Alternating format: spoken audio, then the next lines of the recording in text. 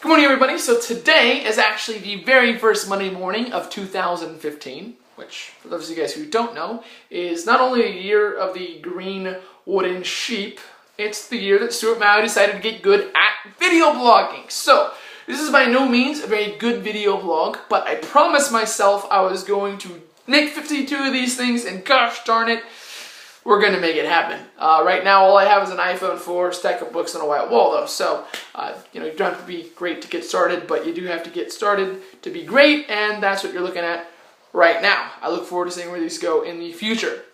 This is the very first one ever made, and consequently, the best, so I look forward to hearing your feedback. Really, I just want to wish you guys a Happy New Year. I hope you guys are excited about it as I am. I'm really looking forward to a couple different trips that I'm planning on taking and meet people that I have in the works to associate with. But one of the things I was looking at this year is that the vast majority of my New Year's resolutions and my goals, had to do specifically in the area of tasks. Which is fine, and that's good and all, but for those of you guys who have ever read a book called Launching a Leadership Revolution, in the book, Chris Brady and Orrin Woodward give us this phenomenal tool called the Trilateral Leadership Ledger, which basically says that in order to become an effective leader, there are 3 areas in which you spend the vast majority of your time: character, tasks, and relationships. Now, myself, humbly, I tend to rate myself pretty high in the character and the relationships areas, usually character higher, but my tasks tends to be the area of weakness there. And that being said, leadership is a multiplication skill. It enables multiplication. So if you multiply anything by 0, you end up with 0.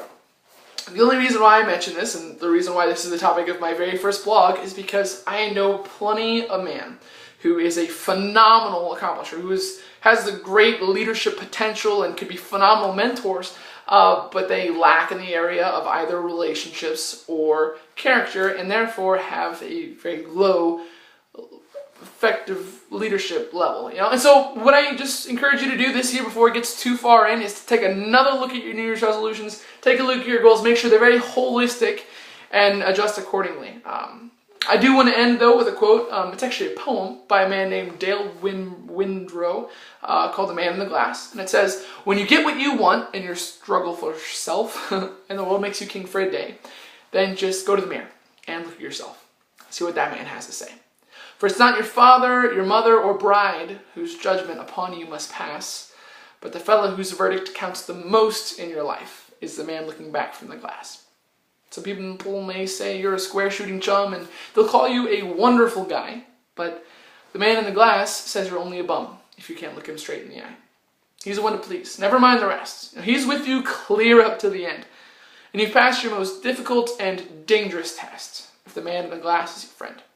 And you can fool the whole world down your pathway of yours, get pats on your back as you pass, but your final reward will be heartache and tears if you've cheated the man in the glass. So as always, dream fearless. Nothing stops passion when passion has a path. I look forward to seeing you next week. And if you have any insight or want to tell me this video completely sucks, totally okay with that. I just have to make 51 more of these, and I only am working with an iPhone 4. So looking forward to hearing you and seeing you in the future. I will talk to you then. See you later.